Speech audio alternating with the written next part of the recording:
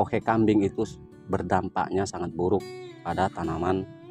Nah, salah satu contohnya apabila kita menggunakan kohe kambing, itu sangat rawan sekali tanaman kita terserang oleh jamur ya sahabat ya, terutama pada musim penghujan.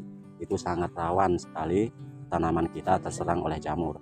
Nah, yang kedua sahabat, media yang komposisinya dalam campuran kohe kambing itu sangat disukai oleh hama. Nah, salah satunya adalah hama penggele.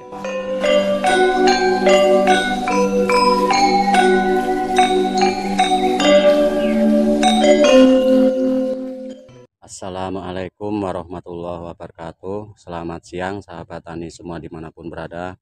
Semoga dalam keadaan sehat walafiat dan juga dimurahkan rezekinya oleh Allah Subhanahu wa Ta'ala. Amin.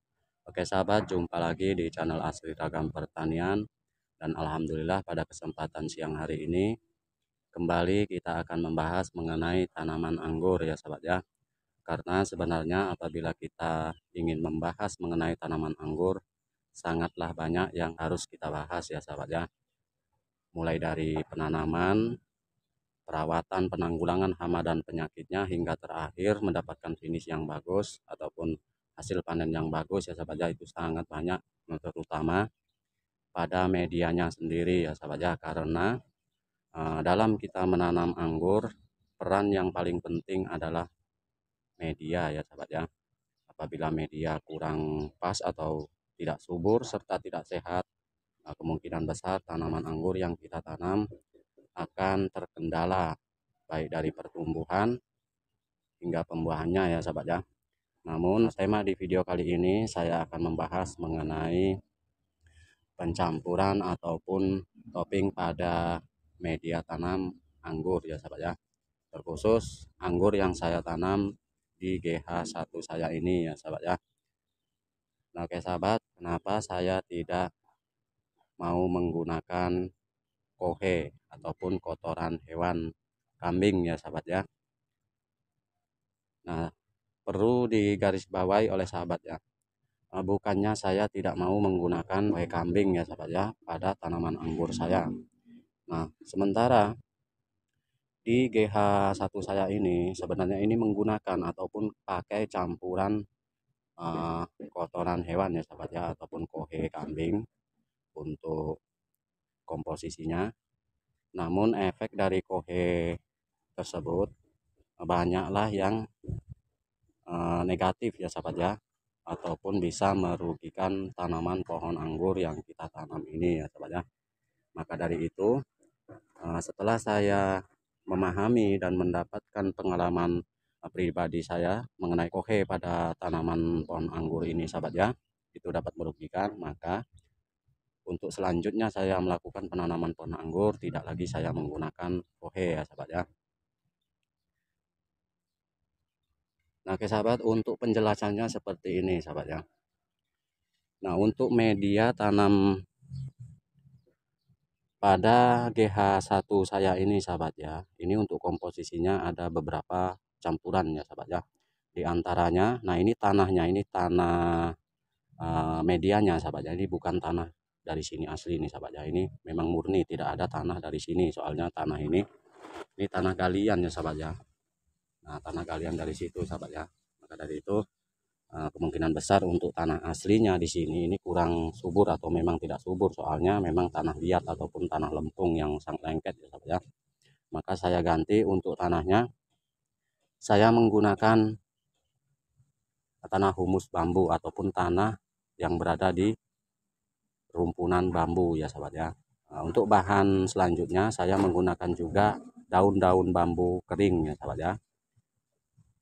Selain itu juga saya memberinya juga sekam bakar atau arang sekam ya sahabat ya. Dan juga saya campur menggunakan sekam lapuk yang sudah saya fermentasi lebih dari 3 bulan ya sahabat ya. Nah, menurut saya yang paling sangat mempengaruhi menunjukkan sifat negatifnya pada pencampuran ataupun komposisi bahan baku yang ada di media ini adalah kohe ya sahabat ya. Nah, itu dulu saya beri kohe juga yang sudah saya lakukan fermentasi lebih dari 1 tahun ya sahabat ya. Karena di video saya terdahulu memang ada cara saya melakukan proses fermentasi kohe kambing ya sahabat ya. Itu sudah beberapa tahun yang lalu. Nah itu skalanya banyak ya sahabat ya. Mungkin kalau dihitung lebih dari 1 ton ya sahabat ya. Nah itu saya pergunakan untuk penanaman pada pohon durian, cabai, dan palawija lainnya ya sahabat ya, termasuk juga anggur ini sahabat ya. Nah ternyata efeknya sahabat ya, kohe kambing itu berdampaknya sangat buruk pada tanaman yang saya tanam, medianya menggunakan campuran kotoran hewan, salah satunya kambing ya sahabat ya.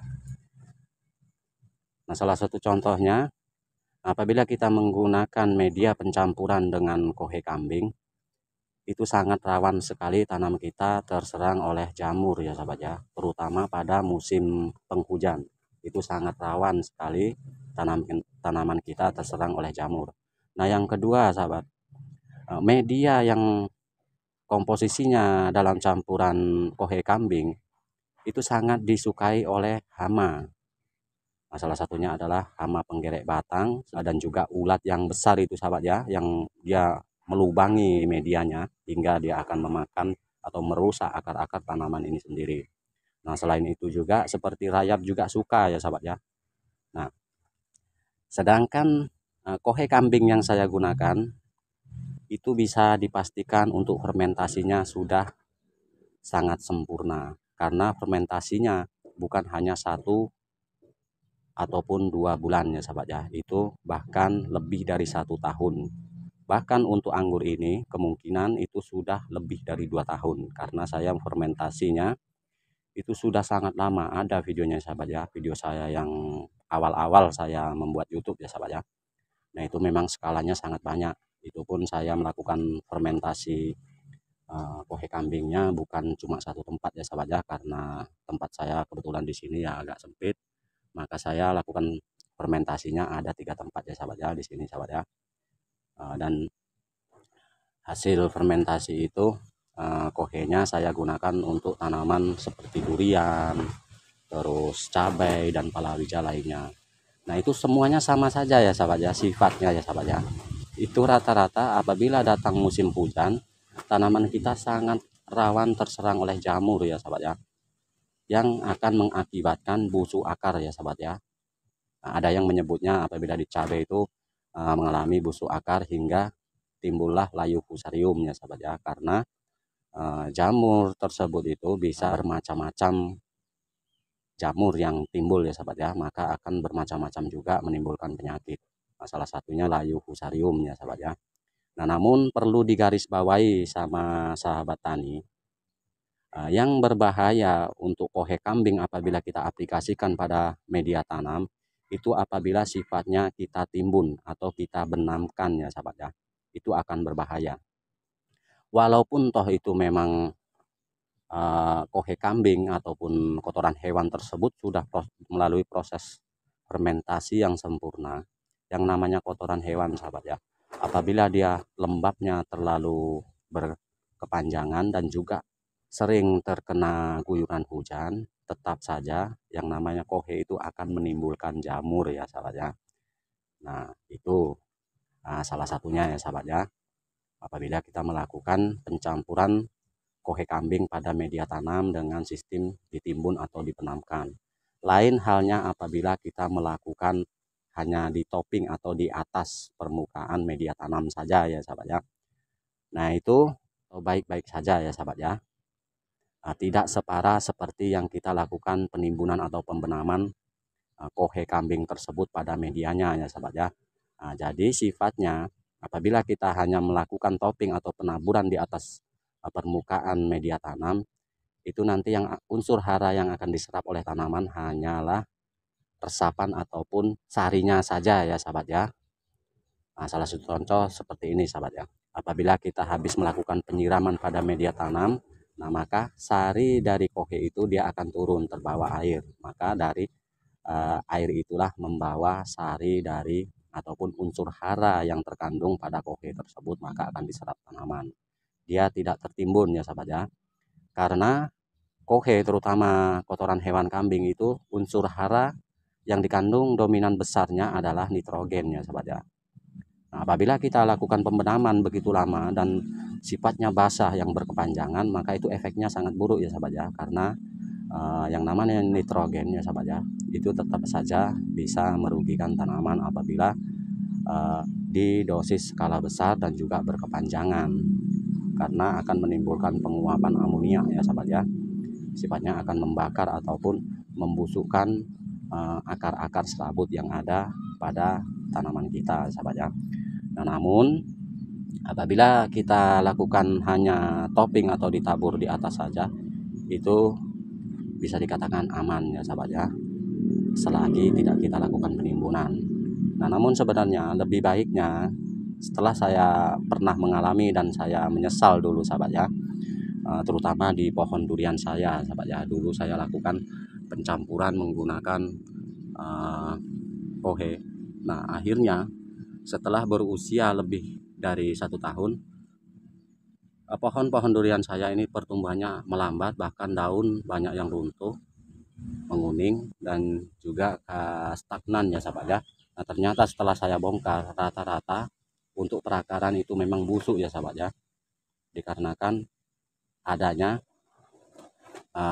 kotoran hewan yang saya aplikasikan pada media tanam untuk penanaman pohon durian ya sahabat ya. Nah, akhirnya semua pohon durian saya gali kembali, saya naikkan tanahnya, media yang saya campur menggunakan kohe dulu saya ganti menggunakan tanah murni, dan hanya saya campuri menggunakan sekam mentah ya sahabat ya. Nah, alhamdulillah sekarang pohon durian saya terlihat pertumbuhannya vigor kembali dan mulai subur ya sahabat ya. Nah, kenapa saya bisa memastikan itu disebabkan oleh kohe ya sahabat ya? Karena di sini pohon durian yang saya tanam ada 20 pohon ya sahabat ya. Nah, 6 di antara 20 pohon tersebut itu tidak menggunakan kohe, atau tidak saya berikan yang paling ujung sendiri ya sahabat ya. Nah, itu pertumbuhan normal sahabat. Bahkan bisa dikatakan sangat subur ya sahabat ya. Dia tidak terkendala. Nah, itulah sahabat ya, maka saya bisa memastikan.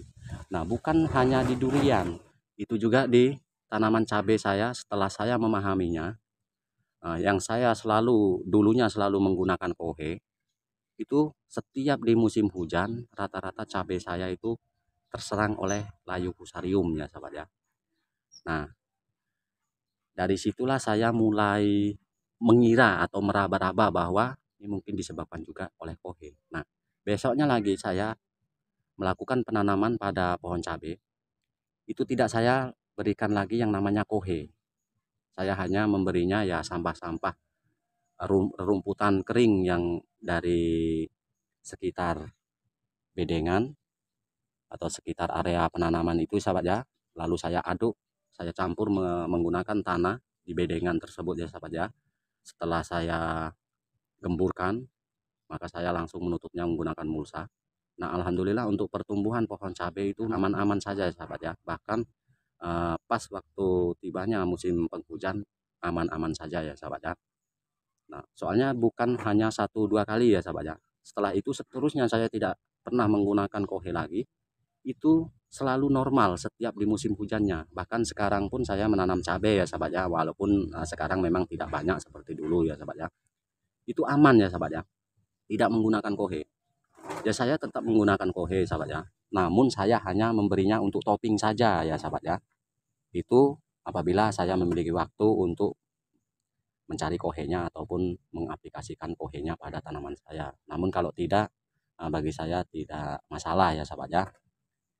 Nah, maka dari itu sahabat ya, kohe itu sebenarnya apabila kita cara perlakuan dan cara aplikasinya kalau salah itu akan berakibat fatal, malah akan membahayakan tanaman yang kita tanam ya sahabat ya.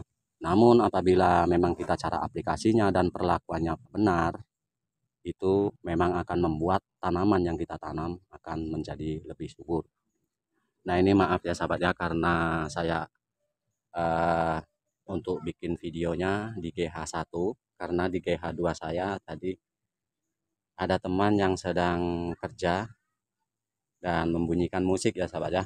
Takutnya nanti apabila saya akan membandingkan untuk media tanam di GH1 dan GH2.